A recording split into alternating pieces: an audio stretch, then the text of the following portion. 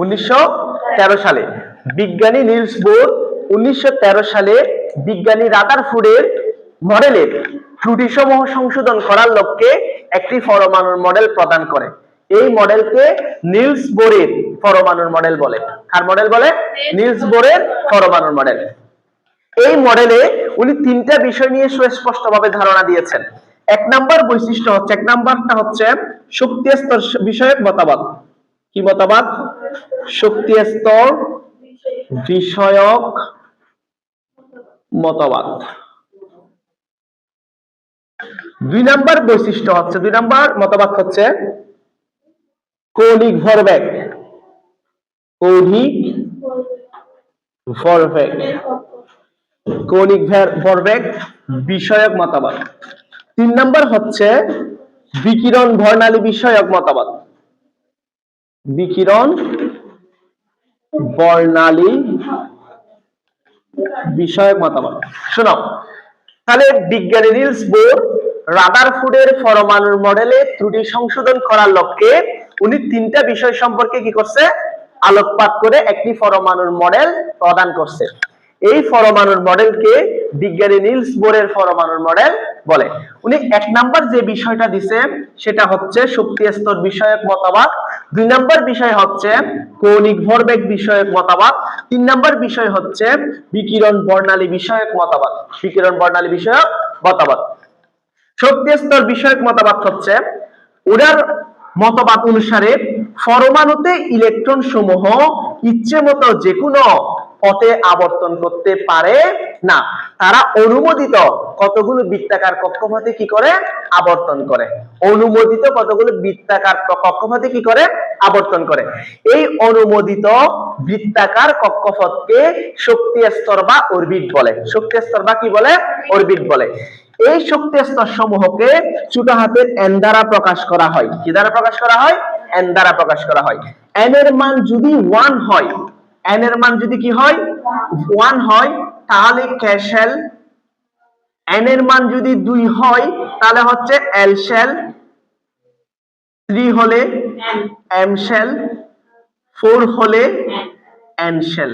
এভাবে করে নামকরণ করছে। ঠিক আছে? তাহলে k মানে হচ্ছে 1 নাম্বার শক্তি স্তর, l মানে হচ্ছে 2 নাম্বার শক্তি স্তর, m মানে হচ্ছে 3 নাম্বার শক্তি স্তর, n মানে হচ্ছে 4 নাম্বার শক্তি স্তর।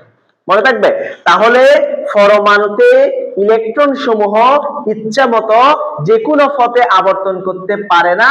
তারা কতগুলো অনুমোদিত সুনির্দিষ্ট বৃত্তাকার কক্ষপথে আবর্তন করে।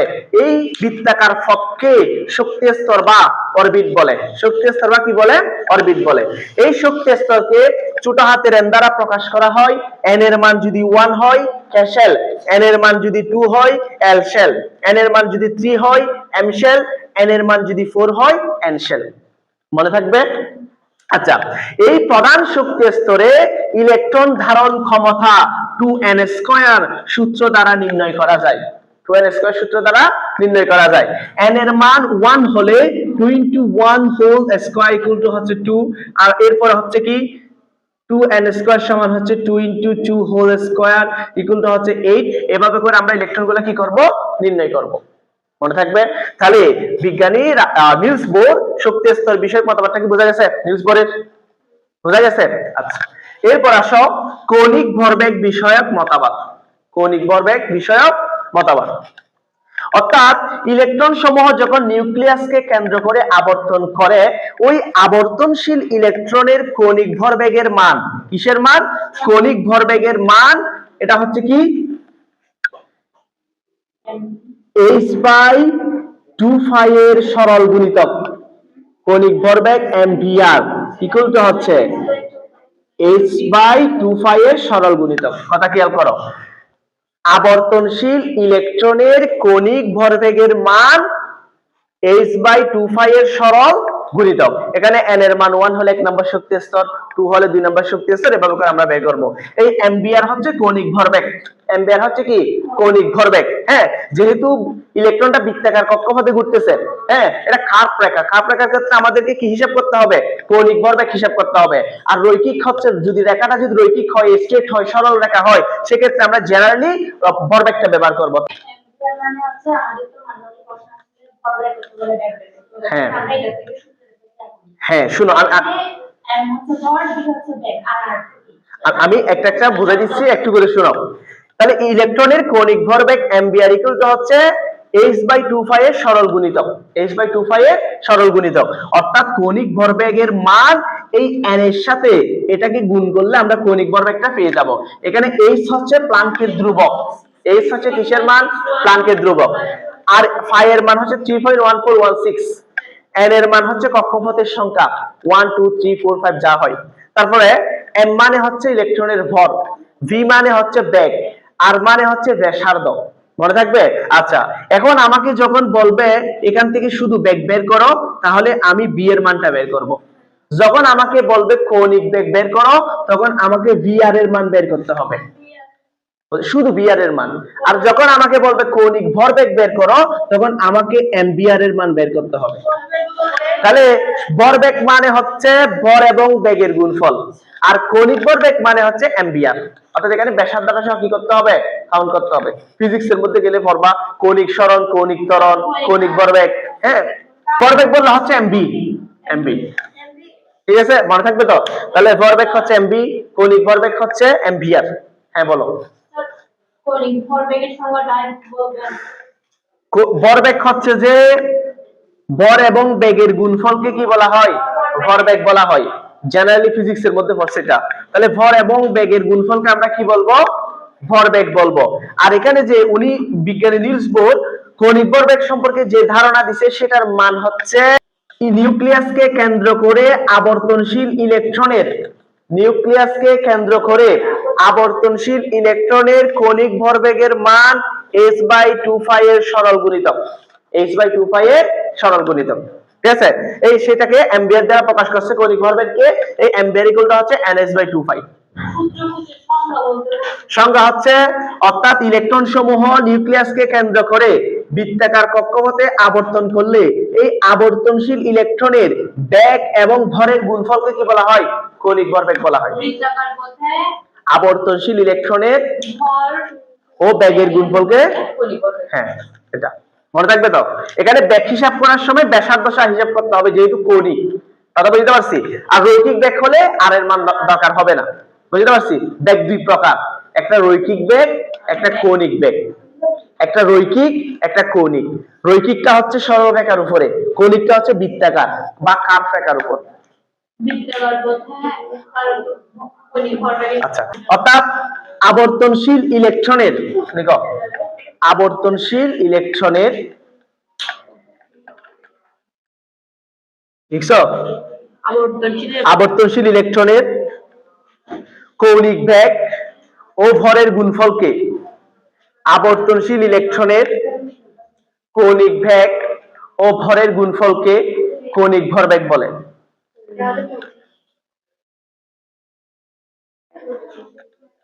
আবর্তনশীল ইলেকট্রনের কৌণিক বেগ ও ভরের গুণফলকে কৌণিক ভরবেগ বলে। লিখছো? লিখা শেষ? আচ্ছা, ঠিক আছে। এরপর আসো বিকিরণ বর্ণালী বিষয়ক মতবাদ। বিকিরণ বর্ণালী বিষয়ক মতবাদ শুনো। বিকিরণ বর্ণালী বিষয়ক মতবাদটা একটু খেয়াল করো, দেখো। অর্থাৎ ইলেকট্রন সমূহ যখন বৃত্তাকার কক্ষপথে আবর্তন করবে, তখন তারা কোনো শক্তির শোষণ বা বিকিরণ করবে না।